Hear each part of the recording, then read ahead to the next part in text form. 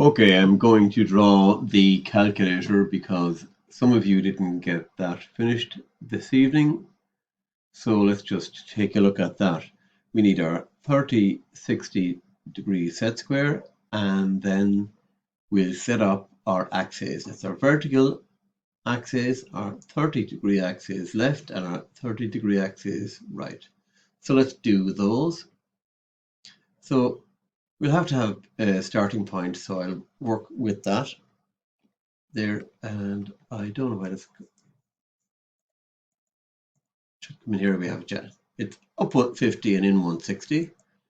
There's our starting point, 30 degrees right, 30 degrees left. Okay, do 160 right, 80 degrees left, vertically up 35, well 25 actually, sorry about that, 25 and 35. That actually should be 20 because it's 20 here, that should be 20, and I apologize about that, but just as well we caught it now. And they are our buttons. So 20, 10, 15, 10. Now look at, they're all light, so keep them light as you can when you're doing this. And they're all our dimensions. All those dimensions are found along here, 10, 20, 15, 15, 10, 15, and so on. So you can heavy in what's real now, like that, and do the buttons off your grid.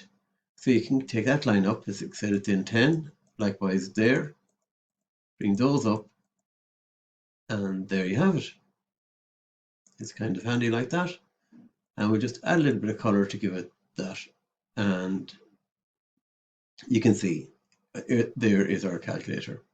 So we will leave it at that, lads. I know a lot of you got it done, but for those of you that weren't here today, you will actually have a chance to do that.